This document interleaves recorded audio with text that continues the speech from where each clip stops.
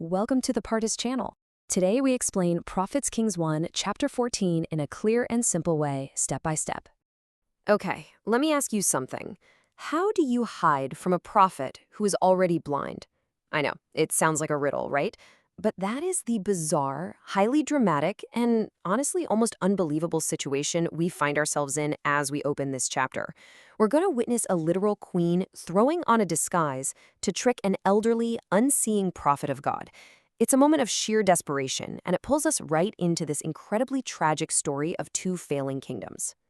Here's how we're going to break it down today. First, the context and the sick child. Second, Ahijah's harsh prophecy. Third, the death of Abijah. Fourth, we'll look at Rehoboam and Judah's sins. Fifth, Egypt attacks the temple. And finally, number 6, we'll wrap up with some practical life lessons and a chapter recap. All right, let's jump right into section 1, context and the sick child. So the chapter opens up in verses 1 through 3 with a deeply personal tragedy for the royal family up in the northern kingdom. King Jeroboam's son, Abijah, has fallen severely ill. Now, what's really interesting here is the boy's name. In Hebrew, Abijah, or Aviyah, actually translates to, "My father is the Lord." It's a really stark, frankly tragic contrast to King Jeroboam's current descent into full-blown idolatry. And, as any parent out there knows, the sudden, severe illness of a child, it brings this intense level of desperation that can make you just abandon all normal protocol. Jeroboam, despite having all this massive power as king over the 10 northern tribes, is just entirely powerless against this sickness. So in his desperation, Jeroboam actually comes up with a plan. He tells his wife to disguise herself completely, like full-on costume, so that absolutely no one is going to recognize her as the queen. He tells her to head over to the city of Shiloh to consult a prophet named Ahijah. Now, why Ahijah? Well, because this is the exact same prophet who originally foretold that Jeroboam was going to become king in the first place. Jeroboam tells his wife to take a simple, ordinary peasant's offering with her. We're talking 10 loaves of bread, some cakes, a jar of honey. He's basically hoping Ahijah will just accept the gift from a stranger and reveal the boy's ultimate fate. Moving on to section 2, Ahijah's harsh prophecy. Okay, so Jeroboam's wife follows the plan. She travels all the way to Shiloh and shows up at Ahijah's house. Now, the text in verse 4 drops a crucial detail for us. Ahijah's sight is completely gone. He's an old man and he's physically blind. But here's the thing. You literally cannot trick God. In verse 5, before she even gets there, the Lord actually speaks to Ahijah. He warns him, saying, "Hey, Jeroboam's wife is coming in disguise to ask about her sick son." God even gives the prophet the exact words he needs to say. So, picture this. In verse 6, the moment Ahijah hears the sound of her footsteps coming through the door, he just calls out, "Come in, wife of Jeroboam. Why this pretense? I have been sent to you with bad news." Boom. The disguise is instantly shattered. Wow. So in verses 7 through 9, Ahijah delivers this absolutely devastating message from the God of Israel. He reminds her, look, God raised Jeroboam up from among the people, right? He tore the kingdom away from the house of David and handed it directly to him. But then we hit this super powerful quote from the text. "You have done more evil than all who lived before you." That is intense. And Ahijah explains the exact why behind this coming judgment. Jeroboam completely turned his back on God. Instead of keeping the commandments like David did, Jeroboam actually provoked God to anger by making other gods. He cast metal idols for the people to worship. Just a massive betrayal. Because of this massive betrayal, Ahijah pronounces absolute doom upon Jeroboam's entire bloodline in verses 10 and 11. And let's look at the pishat here. That's the Hebrew term for the straightforward, literal, simple meaning of the text. Because guys, this judgment is incredibly harsh. God says he is going to bring disaster on the house of Jeroboam. He's going to cut off every single male belonging to him, whether they are slave or free. He says he will burn up the house of Jeroboam like one burns dung until it is entirely gone. And then we get this final, really gruesome detail.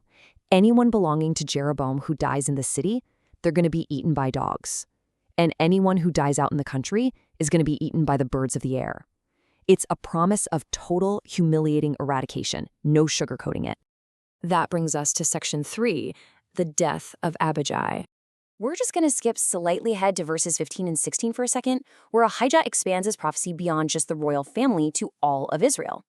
He says the Lord is going to strike Israel so hard that it sways like a reed in the water. He will uproot them from this good land and scatter them beyond the river, meaning the Euphrates River. But why? Well, it's because it provoked the Lord to anger by making Asherah poles. If you're not familiar, these were sacred wooden poles or trees that acted as symbols for a pagan goddess. By adopting these detestable practices, Jeroboam caused all of Israel to commit a sin that would eventually, tragically, lead to their terrible exile. Now, going back to verses 12 through 14, Ahijah gives the queen the immediate, heartbreaking news about her son. He tells her to go back home, and the very moment her feet enter the city, the boy is going to die. And sure enough, in verse 17, that is exactly what happens. She returns to the city of Tirzah, which was an ancient Canaanite royal city that Jeroboam was using as a residence, and the second she steps over the threshold of the house, the boy passes away. But, there is actually a weird kind of tragic mercy here. Ahijah prophesied that all Israel would mourn for him and bury him. He would be the only one belonging to Jeroboam to receive a proper, honorable burial. Why is that? Because he was literally the only one in the entire house of Jeroboam in whom the Lord found some good thing. Verses 19 and 20 close out Jeroboam's specific story, noting his other acts and wars are written down in the historical annals of the kings of Israel. He reigned for 22 years, rested with his ancestors, and his son Nadab succeeded him as king. Okay, let's shift gears to section 4, Rehoboam and Judah's sins. We are now pivoting geographically south to the kingdom of Judah, covering verse 21. Down in the south, Rehoboam, who is the son of Solomon, is king. The text lays out his background really clearly for us. He was 41 years old when he became king, and he reigned for 17 years in Jerusalem. And remember, Jerusalem is the city the Lord had specially chosen out of all the tribes to put his name there. The text also makes a very distinct point to mention his mother's name. Her name was Naamah, and she was an Ammonite. This is actually a super important detail because it hints at the foreign, idolatrous influences that had deeply crept into the royal court during Solomon's later years. And verses 22 through 24 show us that the south is honestly not doing any better than the north. Under Rehoboam's leadership, Judah does evil in the eyes of the Lord. They stir up God's jealous anger even more than their ancestors did with their sins. They start setting up high places, these are elevated altars for unauthorized worship, along with sacred stones and those Asherah poles we mentioned earlier on literally every high hill and under every spreading green tree. The text even notes they had male shrine prostitutes in the land. Judah was actively engaging in all the exact same detestable practices of the pagan nations that the Lord had previously driven out of the land before the Israelites even got there. Which leads us directly to section 5, Egypt attacks the temple. Verse 25 shows us the immediate physical judgment for all of this. Because they abandoned the Lord, in the 5th year of King Rehoboam, King Shishak of Egypt attacks Jerusalem. And it's a disaster. He plunders the treasures of the temple of the Lord and the treasures of the royal palace. He takes everything. He even takes the famous, incredibly valuable gold shields that King Solomon had made. Verses 26 through 28 tell us about the sad aftermath of this. Rehoboam actually had to make cheap bronze shields to replace them, handing them over to the commanders of the guard. So whenever the king went to the Lord's temple, the guards carried these bronze shields, and afterward, they just returned them to the guard room. It was such a pathetic downgrade, right? It physically represented their massive loss of God's glory and his protection. And this whole situation just brilliantly illustrates the tragic irony of this chapter. Verse 30 makes sure to point out that there was continual warfare between King Rehoboam down in the south and King Jeroboam up in the north. They were bitter enemies, fighting each other constantly. Yet when you really look at the text, they were completely united in their shared moral failures. Both of these leaders led their people into gross idolatry.